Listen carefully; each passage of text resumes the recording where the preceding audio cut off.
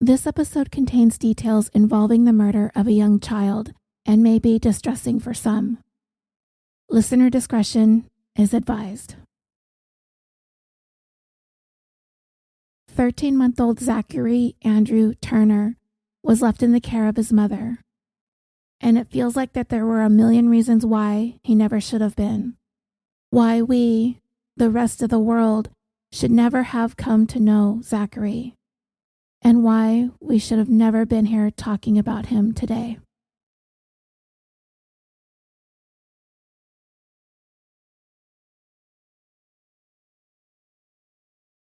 Welcome back to the tale of Losing Andrew, Losing Zachary, a California Dreaming multi-part series. If you haven't listened to part 1, pause this here, then listen to episode 134 first, and then come back to this. In part 1, we went through the timeline of Shirley Turner's life, from her early life through about 2000. We are going to pick it up from there. And again, I retrieved this information from the Turner Review and Investigation from September of 2006 by the Newfoundland and Labrador Child and Youth Advocates Delegate.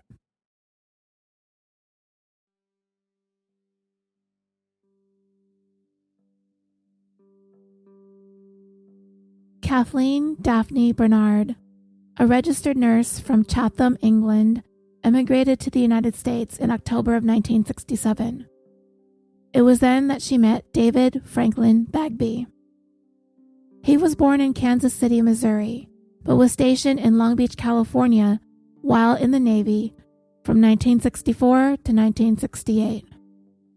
They would get married on March 29, 1968, and settled down initially in Compton, California. They moved to San Diego in 1971 and then to San Jose in 1977, and eventually would end up in Sunnydale, California, a suburb of San Jose, moving there in 1978. After Kathleen and David were wed, she completed her studies, earning a bachelor's degree in nursing from UC San Diego in 1976, and then a master's in nursing from UC San Francisco in 1981. Since her time in England and then in California, Kathleen had been a midwife and an OB/GYN nurse and a nurse practitioner.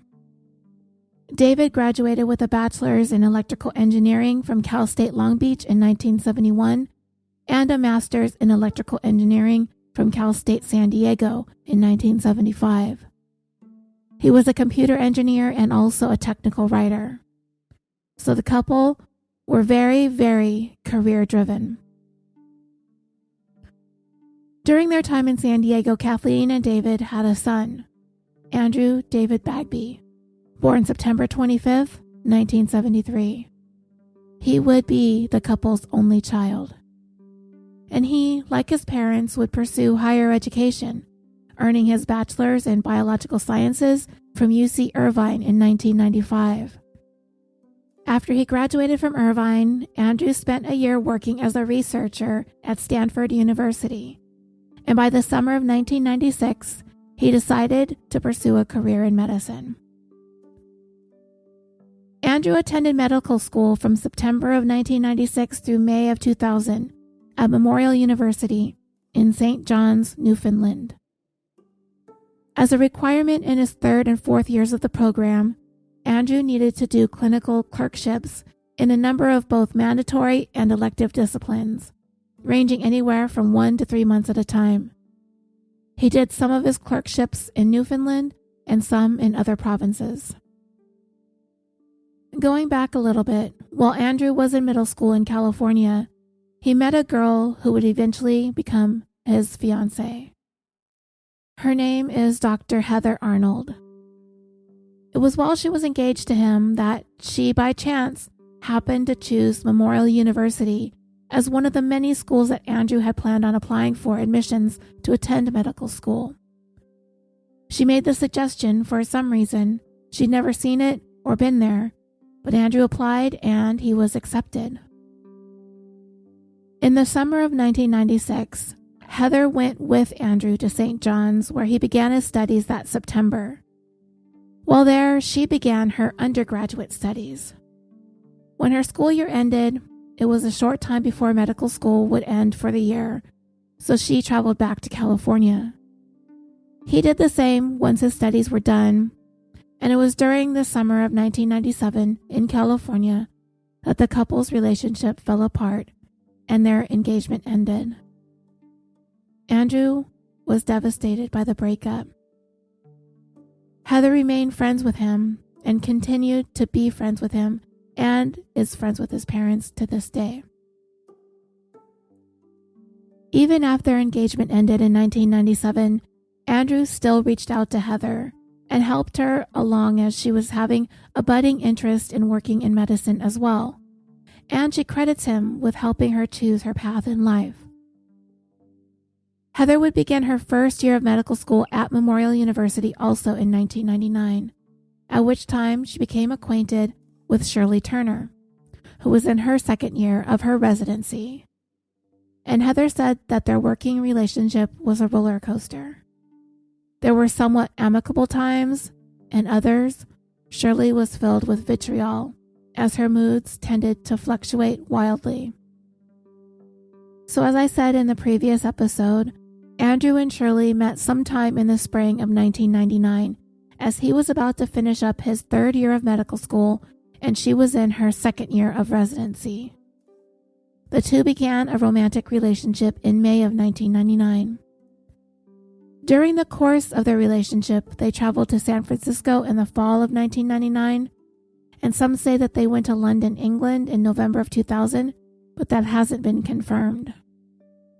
And just an example, a small example of the kind of person Andrew was, when Shirley's youngest daughter, who was 10 years old at the time, came to visit her in the spring of 2000, Andrew dressed up as the Easter Bunny, especially for her daughter.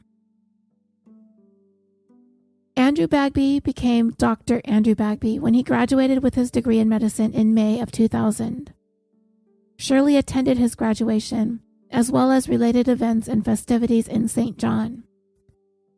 Before Shirley was set to leave Newfoundland in the late summer of 2000 to begin practicing medicine in the United States, she gave her son a computer that had been owned by Andrew, of which she said she had Andrew's permission to do so. She also left her son her car.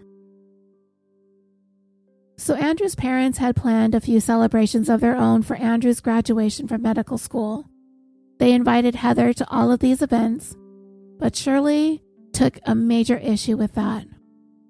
She did not understand why Andrew and Heather needed to stay friends. On the day that Andrew graduated, Shirley asked Heather into another room at the medical school, where Shirley became very angry and started making allegations against her, saying things like, "You could try all you want, he doesn't want you." But at the time, Heather was already involved with another man. And eventually, it's believed that Shirley realized that she wasn't trying to get back with Andrew like she had thought she was. And just as I had alluded to a little while ago, Shirley had decided that she did not want to practice medicine in Newfoundland. In December of 1999, she came to terms with Trimark Physicians Corporation in Fort Dodge, Iowa, to practice in Sac City, Iowa, starting September 1st, 2000, where she was offered a salary of a little more than $171,000 a year. And Sac City, Iowa is a very small town, with its biggest draw being the home of the world's largest popcorn ball. At this time, while Shirley is headed to Sac City, Andrew was making arrangements to begin his residency in Syracuse, New York. Shirley and Andrew left Newfoundland at the same time, but intended to continue their relationship despite the distance. For the remainder of their relationship, which was about 14 months, they remained living about 1,000 miles or 1,600 kilometers apart. In August of 2000, Shirley left her children behind in Newfoundland and moved to Sac City.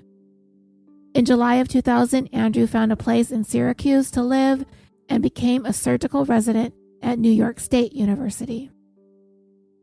From 2000 to 2001, Shirley visited Andrew in Syracuse 7 times, and he visited her in Sac City once. Since she was making much more money than Andrew, she paid for almost all of the travel expenses. And I just want to note right here that being in this surgical resident at New York State University, Andrew quickly realized that this was not what he wanted to be doing. He would change his focus during his second year of residency. So I want to talk more about one of Shirley's visits to Andrew, one that took place on May 29th of 2001, and the days leading up to that day. Shirley had been visiting for a few days, staying at Andrew's apartment in Syracuse. It was just the two of them. It was a secure building. You need codes to enter. The place was pretty safe. It wasn't easy to get into if you don't know the codes or didn't have anybody to buzz you in. So on that day, May 29th, Andrew left around 6 a.m. to go to work. Shirley was scheduled to leave that day for her drive back to Sac City. She left his place a little more than 2 hours after he did, around 8:15 that morning. But when she did leave, she left the front door to his apartment unlocked. She called him and she told him that she closed the door but forgot to lock it. Nobody was expecting to come by. Andrew had his keys with him, so he didn't ask her to leave it open, and she claimed it was inadvertent. So when Andrew got home that evening around 6:30, at first he didn't think that anything was wrong. The place looked like he had left it for the most part. Nothing seemed disturbed, like nobody came in and ransacked the whole place. But it wasn't long before he started to notice that some of his belongings were gone. His laptop, along with its carrying case, some of his DVDs and CDs, a cigarette lighter, a Palm Pilot, and a checkbook. Andrew called the police to report the burglary, and the Syracuse police in turn called the Sac City police. They called Shirley and asked about Andrew's missing things. However, she denied taking anything from his place. No other apartments had been burglarized. None of the doors and locks in the building had been tampered with, and no criminal charges were ever filed against anyone. During the time Shirley was working and living in Sac City, she made arrangements for her 3 children to come to Iowa in December of 2000. And from there, they went with her to California to visit Andrew's mom and dad in Sunnydale.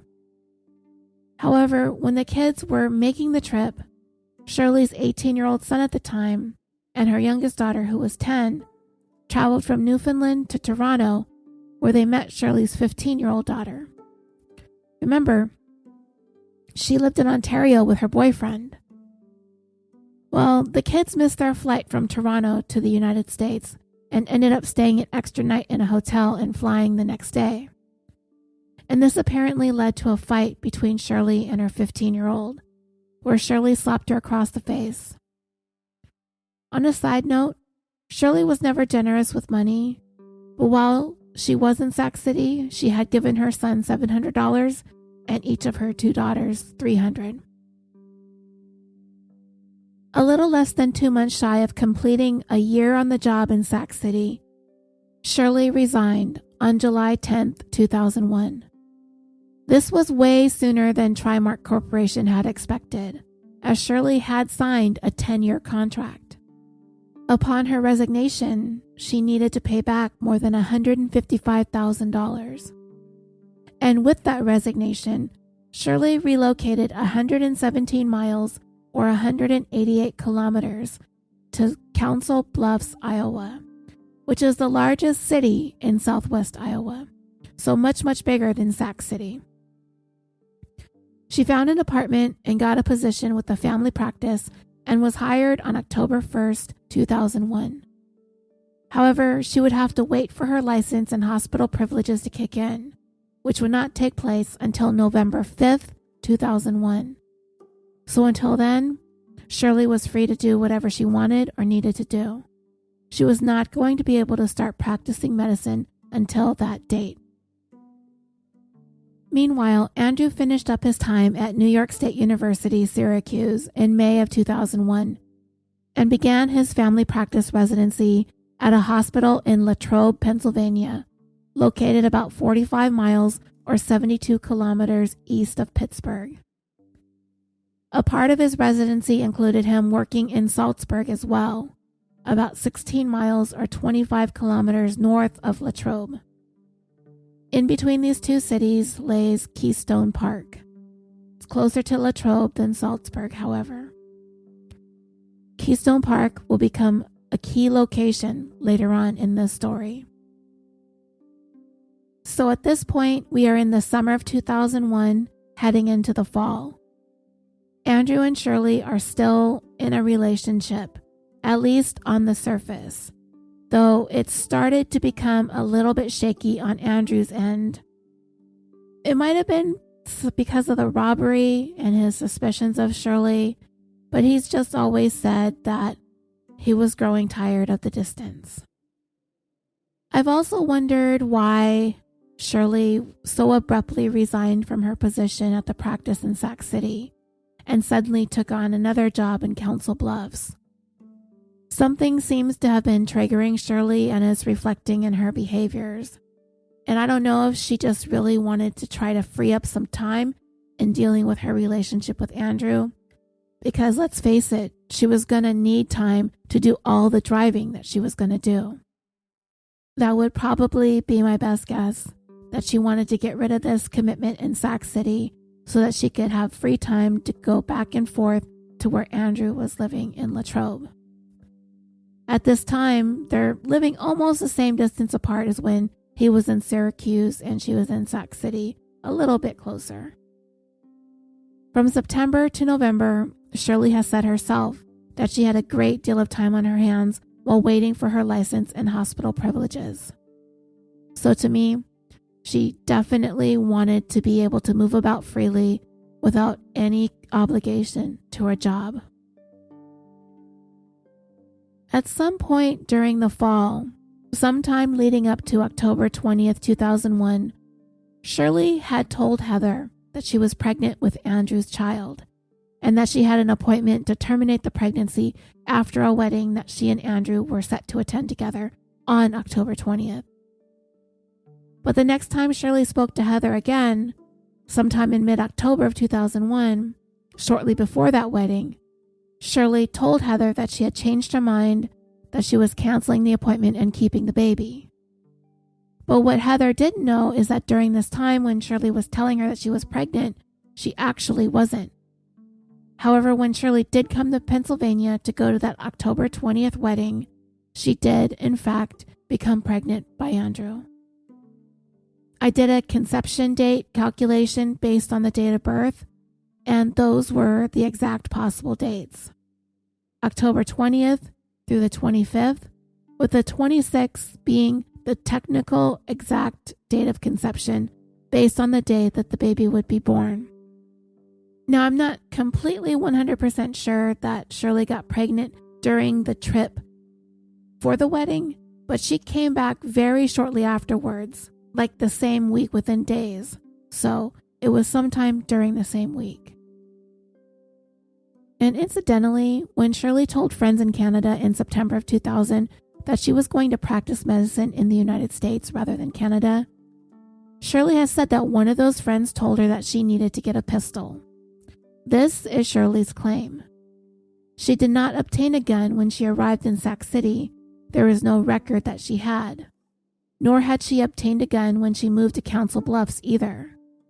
However, records indicated that Shirley did obtain a firearm sometime in October of 2001. There does not appear that there was anything that triggered the acquisition of the firearm. There wasn't anything that happened that led her to believe that she needed to protect herself. So if Shirley was worried by the advice that she was supposedly given by that friend, she did live for more than a year in the United States without feeling the need to purchase a gun for personal safety. On October 11th, 2001, Shirley purchased a gun permit. 5 days later, on October 16th, she purchased an HP 22 Phoenix Arms model semi-automatic 22 caliber handgun with a lockbox for it. The gun seller suggested to Shirley that if she really felt like she needed protection, she should get a carry permit, though she never did obtain one. Before Shirley's visit to Pennsylvania for that wedding on October 20th, as well as after that visit, Shirley took firearms lessons.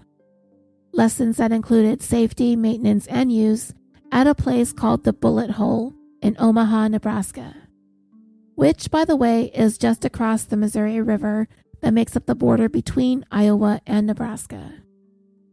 Before beginning her lessons, Shirley purchased 2 boxes of .22 caliber ammunition and brought that ammunition and her gun with her to our first lesson.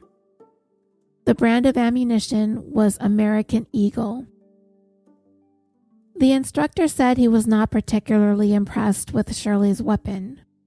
He said it was of poor quality and it frequently malfunctioned. And one of the things that the gun failed to do properly was feed the ammunition, and as a result, it would eject live rounds, not just empty shell casings. So it was his suggestion that she try some different brands of ammunition. She did try and purchase a different brand called CCI, but the gun still malfunctioned, causing live rounds to continue to be ejected. Shirley would take her third and final lesson at the Bullet Hole on October 25th, 2001, and that would be the same day that she purchased the CCI ammunition. The day after Shirley's final firearm lesson, on October 26th, which would be the technical exact date of conception that I calculated, Shirley traveled to see Andrew again, flying out of Omaha into Pittsburgh and then to Arnold Palmer Airport in Latrobe, Pennsylvania, where she was met by Andrew. She stayed with him at his apartment until Saturday, November 3rd, 2001. Remember, she was set to start practicing medicine 2 days later, on Monday, November 5th. This trip is believed to have caused a great deal of emotional turmoil for Shirley, and it has been speculated that she began to think that she was not the only woman Andrew was involved with romantically.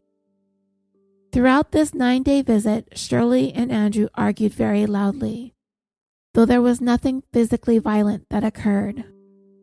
Shirley suspected Andrew had taken an interest in a radiology clerk and a doctor who worked at the hospital at which he was completing his residency. During this October 26th through November 3rd visit, that radiology clerk received 2 anonymous calls, both made on October 29th. The first call came from Shirley's cell phone around 8:45 in the morning. This call was picked up by this radiology clerk, and the caller, who was female, asked the clerk to go to Latrobe Hospital Library, which she did, but she did not find or see anything, so she went home. By the time she got back to her place, there was a voice message left on her home phone. That call came from Shirley's cell phone also and was made at 9:31 a.m. The caller was the same female voice and told the clerk to go talk to Andrew about the beautiful blonde doctor that he's been seen at the hospital with. The caller also said that Andrew was the type of man who hurts people. The radiology clerk told Andrew about these calls. Well, Shirley was right. Andrew did have a date with that radiology clerk on November 3rd, 2001, the very day that Shirley's visit to Latrobe ended. And apparently Andrew told Shirley about the date, because during that October to November visit, Shirley later said that she began to feel their relationship was evolving into a don't ask, don't tell understanding, and that she said it was mutual. But on that morning of November 3rd, when Andrew drove Shirley to the airport, they had breakfast, and it was then that he ended their relationship. She flew from Latrobe to Pittsburgh to Omaha. She picked up her car and drove home to Council Bluffs. She arrived at about 6 p.m. on November 3rd, which was a Saturday. On his way home from the airport, Andrew stopped at a drugstore and purchased a box of condoms. The condoms themselves were never found.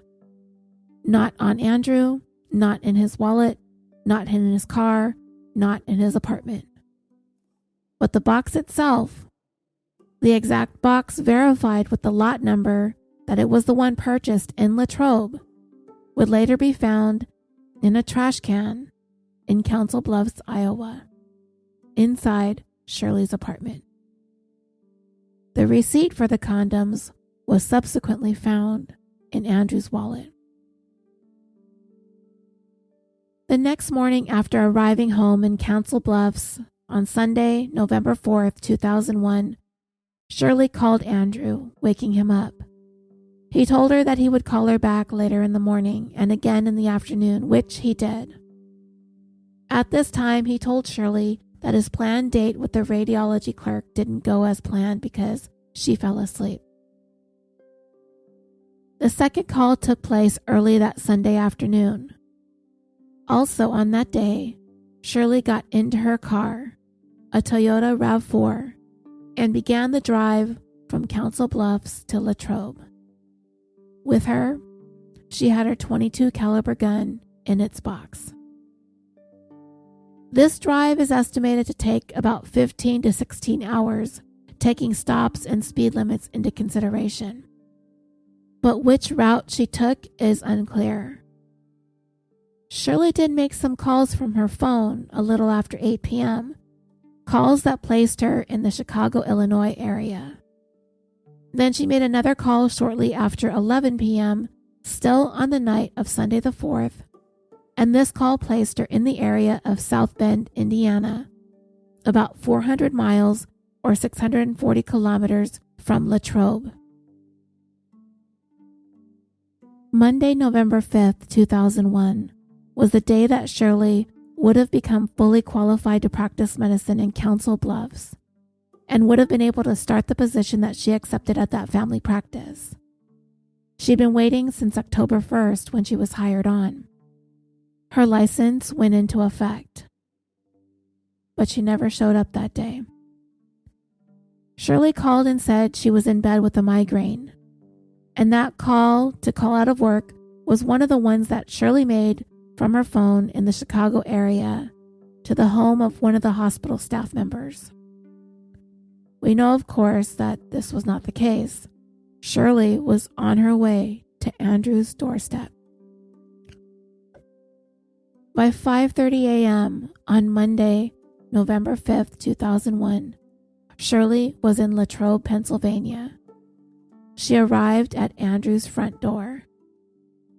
What happened over the course of the next 11 to 12 hours has been based on witness accounts, staff at the hospital where Andrew worked, both in Latrobe and in Salzburg, and from cell phone and internet data records.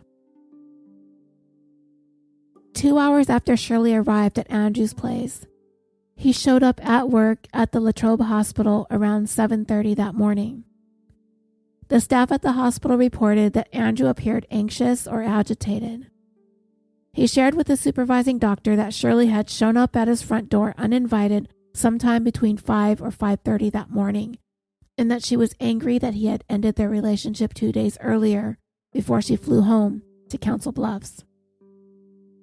He told his supervisor that he agreed to meet with Shirley when he got off work that afternoon, someplace public like a business or a park or a bar, but told her it would have to be before 7:30 because he had plans that evening to meet with his supervisor.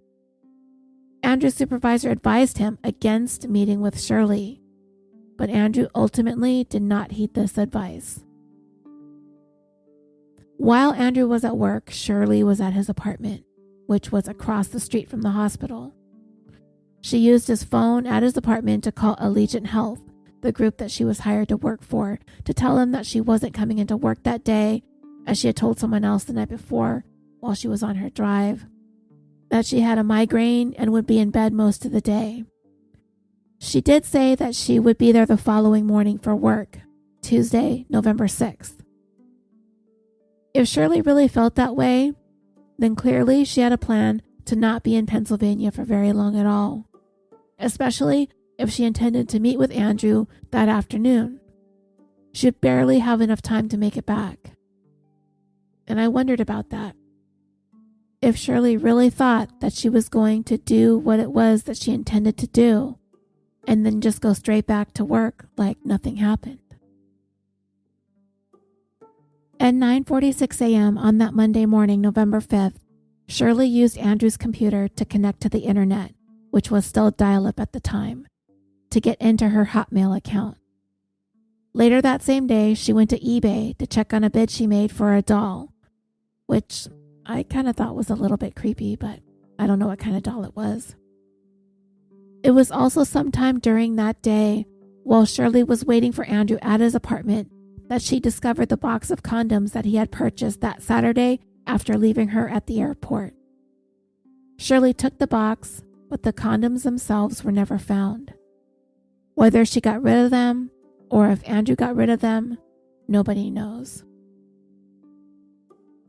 Also during that day, Andrew and his supervisor went from Latrobe to Salzburg, where they spent time working at the clinic there. Andrew's supervisor left the clinic sometime between 4:30 and 4:45. He was expecting Andrew to be back at his home in Latrobe in about 3 hours' time, around 7:30, as they had social plans. At about 5 p.m., a nurse saw Andrew leave the clinic. From there, he drove from the clinic to Keystone Park, which is in the direction of Latrobe, and it's about a 30-minute drive. During this drive, Andrew attempted to reach Shirley by phone, as it does not appear that he knew exactly where she was at this time. He called her cell phone at 5:20 and again at 5:26, but neither of those calls were answered. At 5:27 p.m., Andrew called his home phone, but if Shirley picked it up, it's not known. Andrew's apartment was about 7 miles or 11 kilometers further past Keystone Park. Andrew is believed to have arrived at Keystone Park at sometime between 5:27 and 6:10 p.m. Around the same time, Shirley too arrived at the park, and their vehicles, his Toyota Corolla and her Toyota RAV4, were parked next to each other in the parking lot of the park. At least one witness walking through the park saw both vehicles next to each other with nobody inside at 6:10 p.m. This witness did not see anyone around or near the vehicles either. Andrew had left his phone in the car. Sometime between 6:10 p.m. and it's estimated to be around 8:30 p.m., whatever transpired between Shirley and Andrew, that meeting would end with Andrew being shot 5 times in the face, chest, buttocks, and back of the head. The reason the 8:30 end time was estimated is because about 3 hours later, at 11:26 p.m., Shirley made a phone call from her cell that pinged her location to be near Cleveland, Ohio. And that would be the estimated time she would have needed to have left Latrobe and reached the Cleveland area. She called the home of the nurse in Council Bluffs who worked at Allegiant Health. Shirley told her that she had slept all day at home there in Council Bluffs and was presently driving on an interstate highway so she could drive fast. She told his nurse that she liked driving fast. I don't exactly know what she meant by that, but she was probably trying to account for her whereabouts. Shirley also said that she would be coming into work that morning, but not to expect her to be there by 9 a.m. Sometime on the evening of Monday, November 5th, 2001, Andrew's mom, Kathleen, called Shirley's phone, but her call was not answered. Meanwhile, back in Latrobe, Andrew, who had plans to meet with the supervisor at his house at 7:30, never showed up. The following morning, on November 6th, 2001, it was frosty outside. The witness who had seen Shirley's and Andrew's cars parked next to each other came walking through the park at about 4:30 in the morning. He saw Andrew's car, but Shirley's was gone. It was still dark out, so he didn't notice anything suspicious. He went about his walk. He was going hunting. Around 5:50 in the morning, the sun was rising when another witness, a resident of Latrobe, was making his way through the park.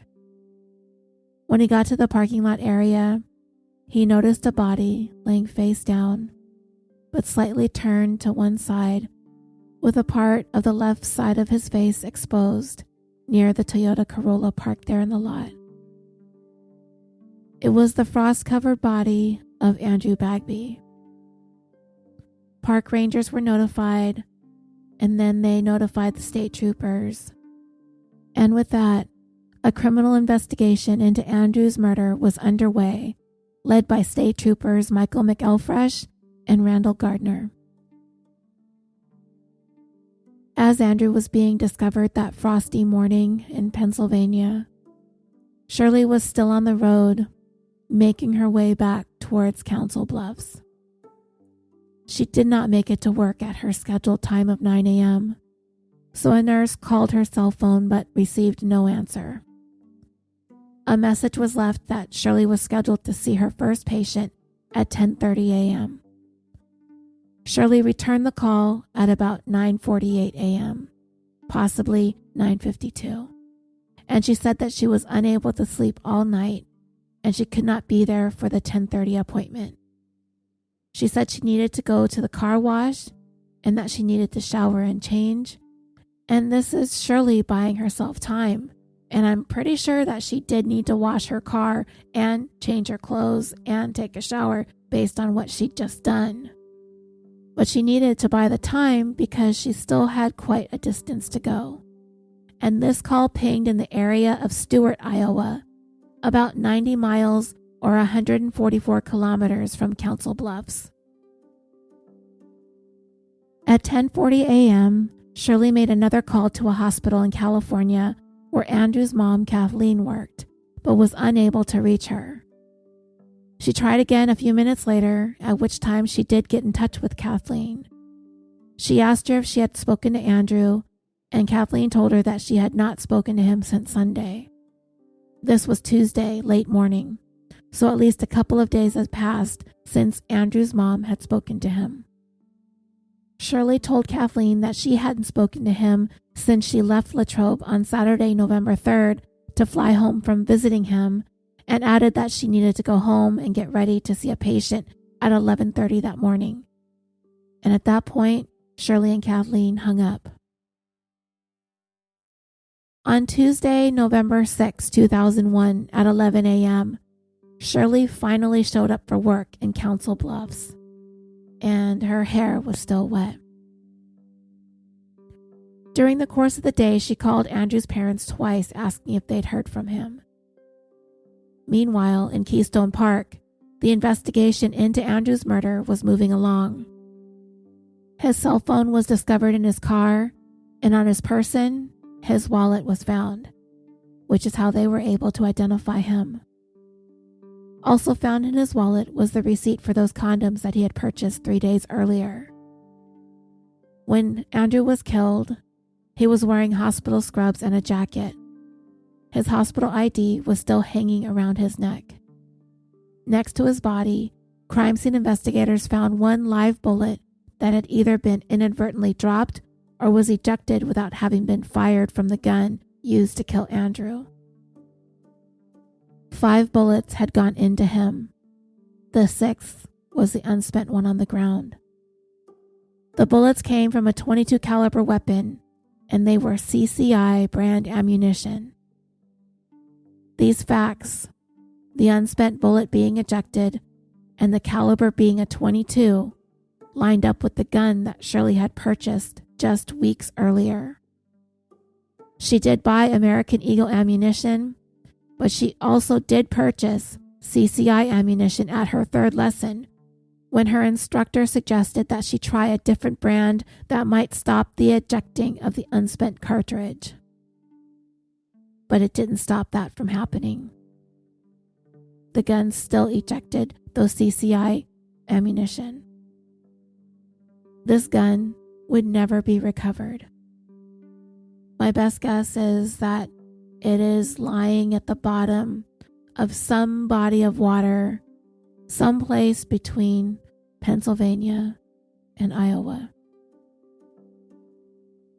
The ammunition that Shirley would eventually turn over to investigators was the American Eagle brand, not the CCI brand used to murder Andrew. She told investigators that American Eagle was the only ammunition that she owned. We know that that's not true. Andrew's body was taken from Keystone Park and sent over to the coroner for autopsy later that same day, November 6th.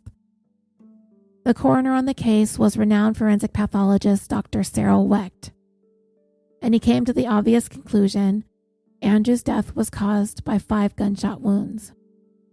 1 to the head, on the right side, in the back, above the top of the spine, that exited through his neck. 1 to the face, entering his right cheek, and out the back, top left side of his neck. 1 to the upper area of the chest, lodging behind his left shoulder bone. 1 to the buttocks, entering the top of the buttocks and lodging towards the front area of the urinary tract, and 1 again to the buttocks, lodging in the soft tissue of the upper right thigh. Dr. Weck also found that Andrew suffered a blunt force injury to the top of his head and ruled his death a homicide. Even though it is strongly believed that Andrew was murdered on November 5th, he was legally pronounced dead on November 6th. And that is how it is on state records, the day his autopsy was performed. But Andrew's date of death, as far as his family is concerned, is November 5th, 2001. While Andrew's body was on a cold slab in a morgue in Pennsylvania, Shirley was back in Iowa, seeing a total of 3 patients on that same day, Tuesday, November 6th. Before her workday ended, Shirley became the prime suspect in Andrew Bagby's murder. Investigators had gone over to Latrobe Hospital once Andrew was identified to speak to those who worked with him to see what information could be gathered. They learned from Andrew's supervisor that Shirley had paid Andrew an unexpected visit, showing up at his door early Monday morning. That Andrew had a plan to meet with Shirley at a public place to talk, and then that Andrew failed to show up for their planned get-together at 7:30 that evening. And that supervisor made it clear that Andrew was never late. State Trooper Gardner, upon learning of this visit from Shirley, called her at Allegiant Health, but he did not get a hold of her on his first call. He spoke to another doctor there. Trooper Gardner called back later and managed to get a hold of Shirley. This was still Tuesday, the 6th. He told Shirley that he was going to record the call. As he asked his questions, Shirley was responsive but careful, and almost all untruthful. Once Gardner made sure that Shirley acknowledged that she knew who Andrew was, he told her that he was dead. Her response was to ask if he was sure. Twice, she asked, "Are you sure?" And Trooper Gardner was like, "Yes, I'm sure." She responded by saying that she wasn't expecting this.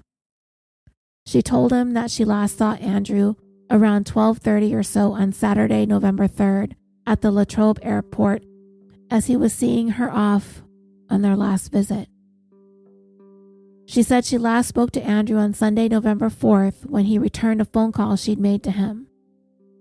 Shirley related to the state trooper that she knew that Andrew had a date that Saturday night on the 3rd, but that he was stood up. She insisted that they had not parted on bad terms, but she did admit she did not want to know about this date.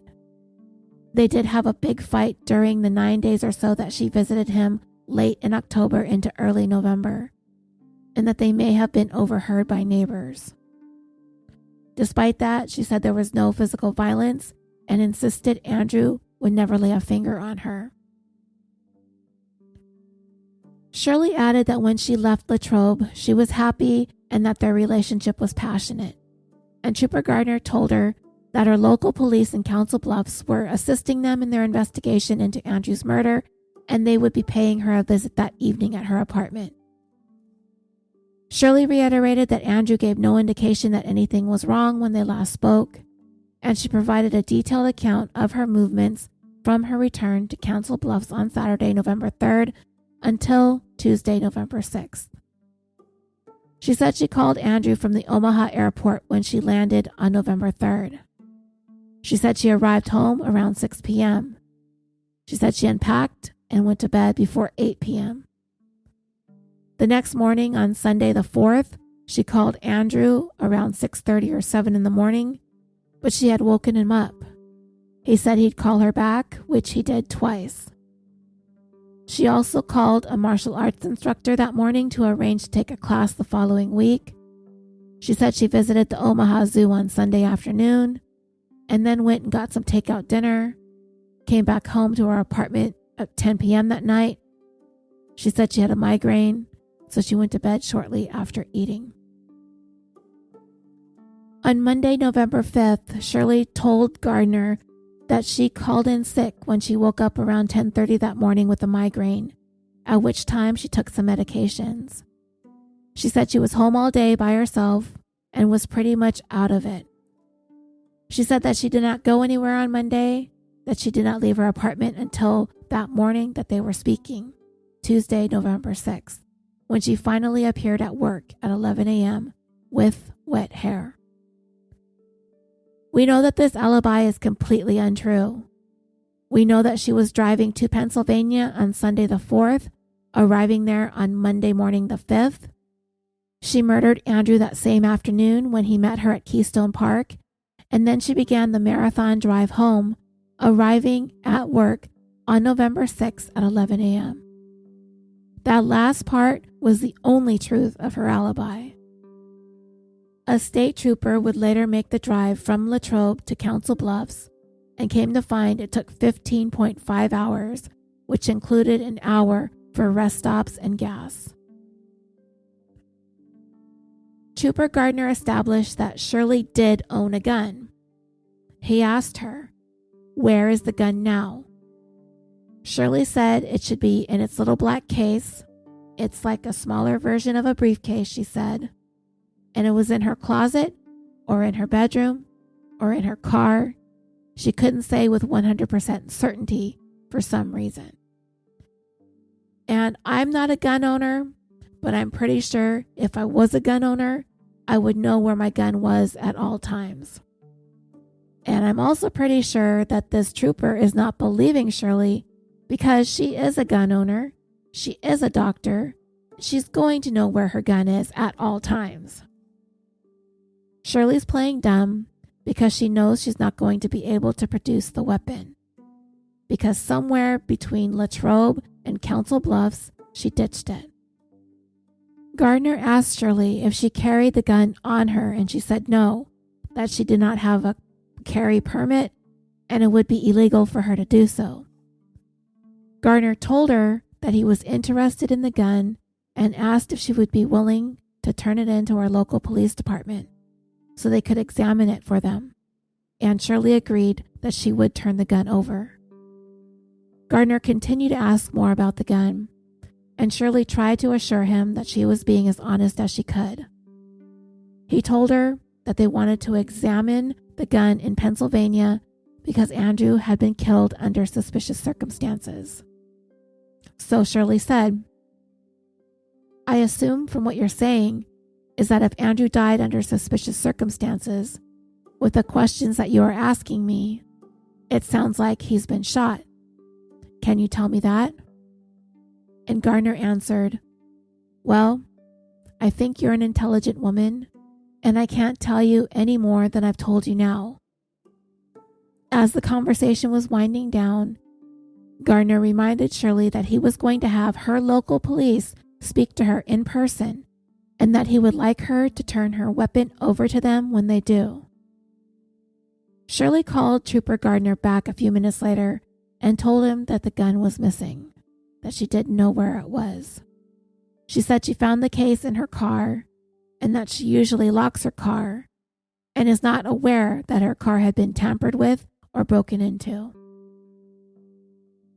On Tuesday, November 6th at about 6:50 p.m., Council Bluffs officers Sergeant Jerry Mann and Detective Bob Sellers arrived at Shirley's apartment and spoke with her for about an hour. By this time, Shirley had become the prime and only suspect in Andrew's murder. She waived her rights to remain silent and agreed to speak to police. Most of the questioning centered around Shirley's gun.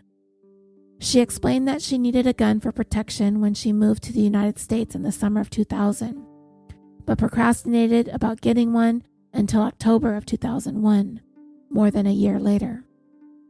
She claimed to have not known where the gun was anymore. She said she last saw it on October 25th, that on that day she had taken it and its box for her lesson at the bullet hole.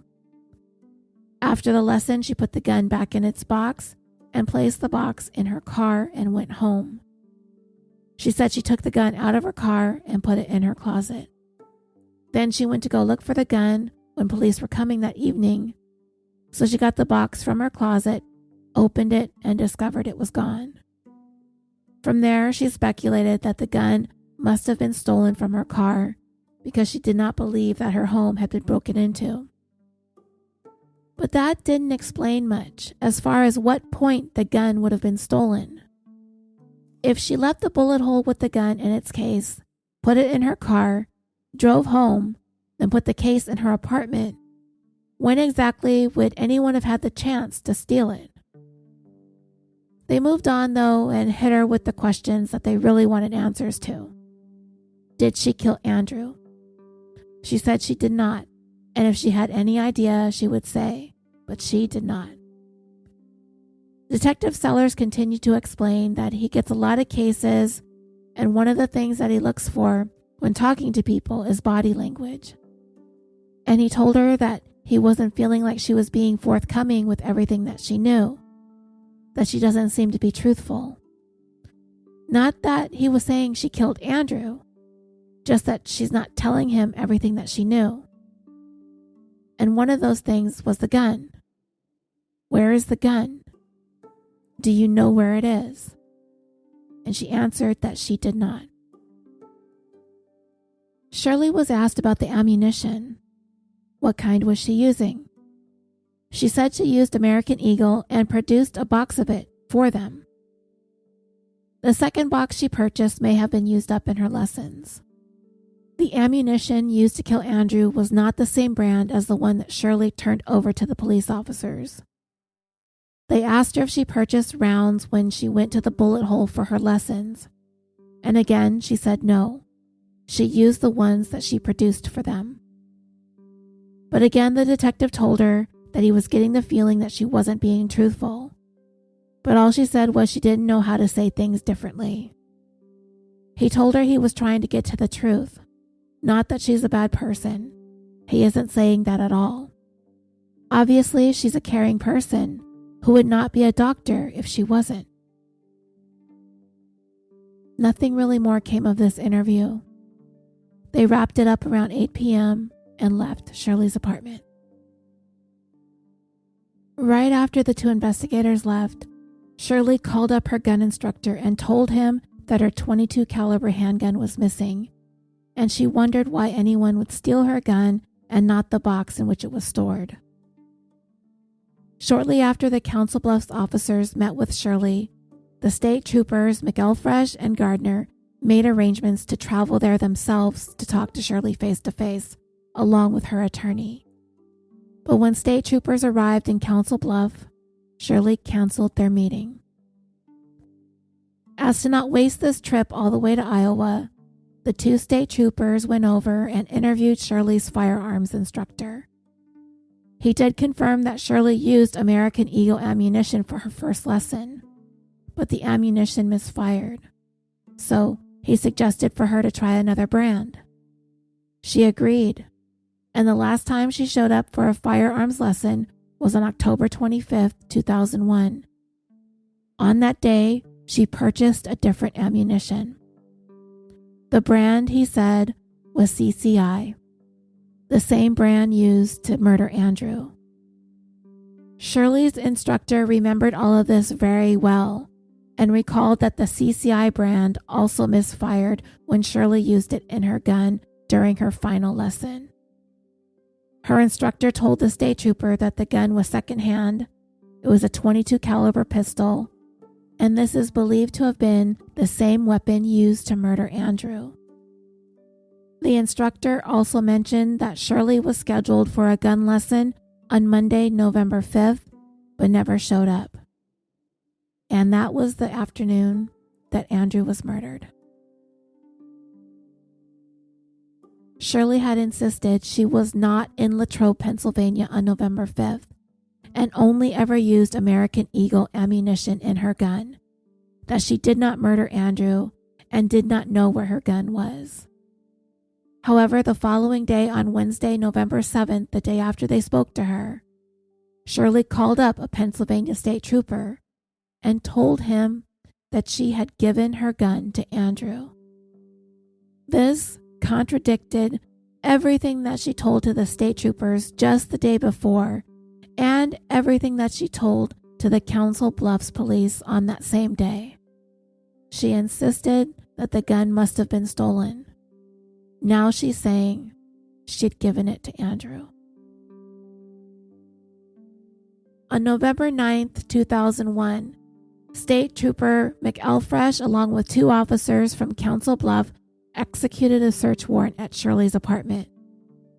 It was then they discovered, in a wastebasket in her bathroom, an empty box of condoms, identical in brand and lot number to the box that Andrew purchased on Saturday, November 3rd.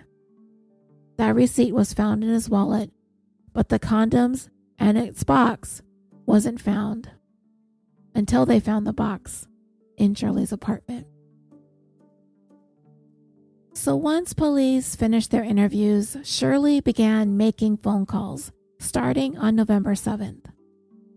One of the people she called was Andrew's former fiancée, Heather. At the time, Heather was still a medical student at Memorial University in St. John's, Newfoundland. She was asked about this phone call with Shirley, and she remembered it very well. Shirley had called her at about 8:15 or 8:30 on the night of November 7th. She started off with some small talk and then got into thanking her for listening to her as she opened up about her problems that she'd been having with Andrew. And then Shirley got into it. She said she wanted to update Heather on what had happened. The women had not spoken since before that October 20th wedding when Shirley traveled to Pennsylvania and attended as Andrew's date. Shirley told Heather that she went to the wedding, that all was well, but when she came home, she had a miscarriage and went back to Pennsylvania for support from October 26th through November 3rd. Shirley eventually got to telling Heather that Andrew was dead, and this is how she was made aware of the tragedy. Heather asked Shirley what happened, and she said she was told that Andrew was shot to death in a park. At this point, Shirley received a call on the other line from a state trooper, so she put Heather on hold, took the call, and then came back. Shirley told her that she did not tell police about the miscarriage and she had not told them about the gun she had for protection. But she told Heather that Andrew wanted to borrow the gun until Christmas with a promise that he would help her purchase another one. But then Shirley backtracked and said she didn't mean Christmas, she meant by November. She purchased a plane ticket to Pennsylvania to see him because they were busy over Christmas. Shirley then added she didn't know what to do with the ticket or if she should still go to Pennsylvania. So it's clear here that in this conversation, Shirley is attempting to make up more facts for her alibi. She is saying here that Andrew was going to buy her a gun and that she wanted a nicer gun. But in the meantime, she agreed that Andrew could borrow the gun that she owned and that she took it to him herself. Yeah, she brought that gun to him all right, didn't she? Anyway, on that same day, November 7th, which is a Wednesday, Shirley called State Trooper Gardner. She had spoken to him twice on the phone the day before, and she made a confession. she had not been truthful about the location of her gun. She first said she didn't know where it was. Now she was saying she gave it to Andrew. She didn't say when, though. The next day, on Thursday, November 8th, Shirley called Heather again. During this call and a few more that followed, Shirley related that she wanted to call Andrew's parents to tell them that he'd been murdered. Heather suggested that she call and leave a message at Kathleen's place of employment in California and for her to call back. But Shirley never followed through. She did not make that call. This is, 3 days after the shooting, so I'm not quite clear if his parents know exactly what happened, but I would think that they know by now at least that he's deceased. It's hard to say. Shirley again reiterated to the ex that the last time she saw Andrew was on Sunday, November 3rd at the airport. During these calls from November 8th and the days following, Shirley continued to call Heather, and in doing so, for some reason, insisted on talking about the intimate details of her passionate physical connection with Andrew, and insisted that their relationship was intact and ongoing up until the day she left for Iowa on November 3rd. Heather had told Shirley in one of those calls that a memorial service for Andrew, which was scheduled in St. John for November 16th, had been pushed back to November 20th. Heather knew that Shirley was not being truthful with her. She knew from several others that Andrew had told friends who were graduates of Memorial University that before he died, he had broken off the relationship with Shirley. So on November 9th, the same day that Shirley's apartment was searched, she called one of the medical school graduates that was friends with Andrew. He was in Nova Scotia, and he was already aware that Andrew had been murdered. This friend asked Shirley when was the last time she'd seen Andrew, and he was told by her that she saw him on Monday, November 5th. This was the first time that Shirley had admitted to anyone that she saw Andrew on the day that he was murdered. It was in that moment that this friend of Andrew's realized that that was probably the day that he was murdered, and he was probably talking to his murderer on the phone. He asked Shirley if she had read the newspaper reports that Andrew had a gun. She said that she had not read the paper, and she told him that she did not give a gun to Andrew. So this again is another contradiction in many contradictions in Shirley's stories to police and to people in Andrew's circle of friends. Sometime between November 9th and 11th, Shirley made another phone call to Nova Scotia. It was to another Memorial University graduate that was a friend of Andrew's, and she told him that she was the last person to see Andrew in Keystone Park on the evening of the 5th. She said she was standing next to him in the park and gave him her gun. She added that she was aware her apartment was searched and that police had taken a pair of brown boots, some lint, and the dryer lint trap from her apartment, but told him that they failed to take the clothing that she was wearing on November 5th and 6th because they were still on her bed when police left. She next said that she was considering leaving the United States for good. Now, dreamers, I can't exactly know why Shirley is going around and telling people and placing herself at the scene of the murder, but I think she's trying to appear as being someone who is forthcoming and explaining away her presence at the scene without admitting that she was the one that killed Andrew. But I found it really strange that she keeps coming up with these stories and she keeps planting these little bits and pieces amongst Andrew's friends. Maybe she's trying to get them on her side. Maybe she's looking to rally support. I have no idea, but it is totally strange. So, between November 6th and the 12th, Shirley spoke to a close friend who was also a doctor who lived in South Dakota. They became friends while in medical school. They spoke about Andrew's murder. Later on, in a couple weeks' time, Shirley would speak to Andrew's dad, David Bagby, about this friend in South Dakota, telling him that her friend offered to take $20 in order to establish a professional relationship between them, then she would not be compelled to testify against Shirley. She told David Bagby this on November 27th. On Monday, November 12th, Shirley Turner left her apartment in Council Bluffs, Iowa. She left behind almost everything that she owned, as well as her Toyota RAV4.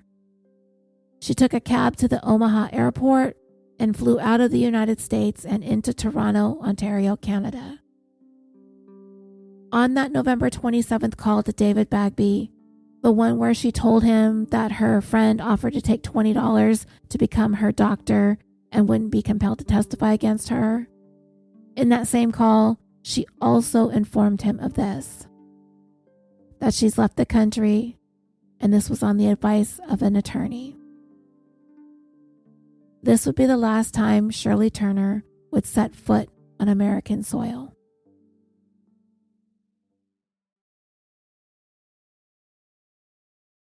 We are going to stop part 2 of this series here. Stay tuned for part 3. We will pick it up from where we left off. The wait will not be long, I promise. Thank you so much for listening. Until next time, sweet dreams.